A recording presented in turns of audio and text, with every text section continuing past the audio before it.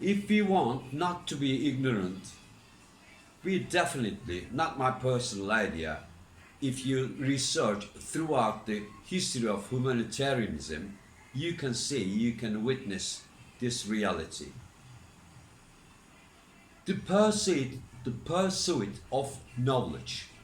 Yeah, we have a build up friendly, friendly relationship with the knowledge, information, or the other technology, whatever recent developments. The pursuit of knowledge. This is the dangerous. This is the dangerous factors for the governmental or authoritarian systems. The pursuit of what's the pursuit of knowledge? The transition from anonymous legends and unverified episodes to the age of contemporary knowledge is pending and protracted process of change.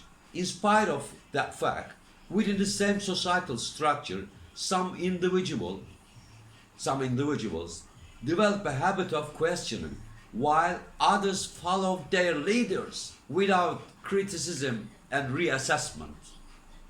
Sometimes, uh, underdeveloped countries, the surroundings and infrastructure of the social reactives like that. Social classes made of traditional approaches often reinforce the belief that people should become the same over time, day after day. The eventual consequences sometimes result in authoritarian cycle that encourage conformity without questioning. Then they pretend to want to understand why the public becomes ignorant day after day. If you don't use devices, specified devices, if you leave the people in their nature, everyone wants to be free, but no, system try to block you. If you fix your attention on yourself, you try to questioning what's happening around you all over the world. Okay. The other factor to make the publics, make the communities more ignorant than the others, perpetuation of ignorance. What's the perpetuation of ignorance?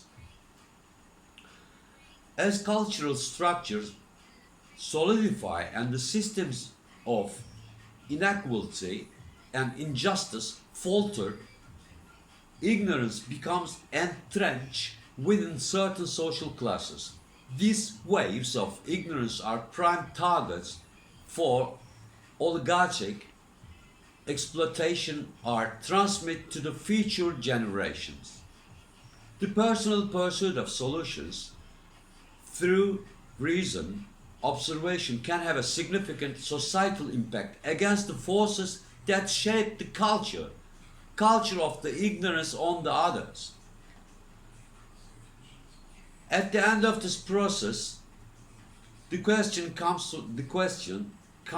may come to mind, oh, whether is possible or not personal happiness and enlightenment. Of course it's possible. Personal happiness and enlightenment is many people's refuge. The more learn about ourselves, the greater our personal conscious happiness can be. Paradoxically, we can find happiness despite cultural and official pressure, but only if we are aware of them and our own peculiarities. Peculiarity is our unique characteristics. As enlightenment increases, people become more aware of the decline in their society. The new situation may not represent a significant difference or change for the ignorant person, as they are revolving on their different axes, where development is possible through questioning, growth, and learning, although most of ignorant do not so. Even revolutionary regimes that shape society often call for conformity to the recent rules are held useful by those in power. This advice, rule or order sometimes can be reframed by depending on the modernity level of the common public.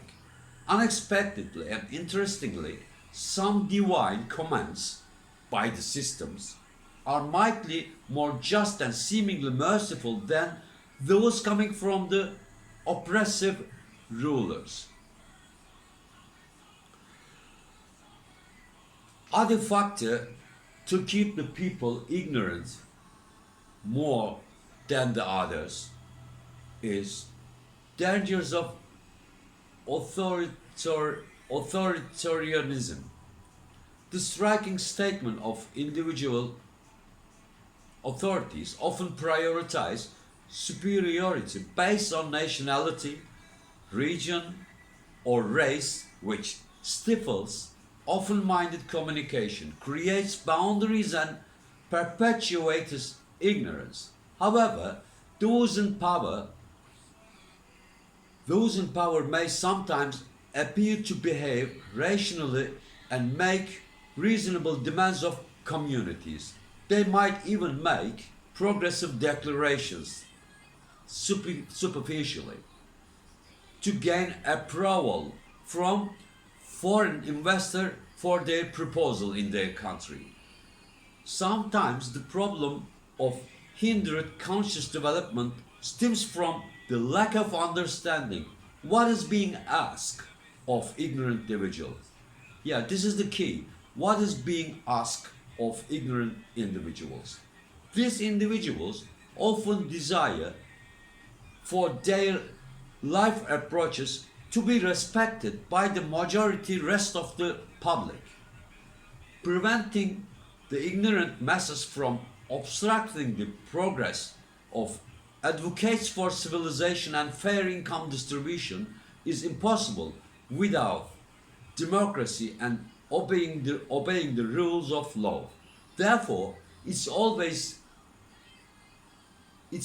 not always easy to control the power of government that rely on the ignorance and invest in ignorance by using public funds.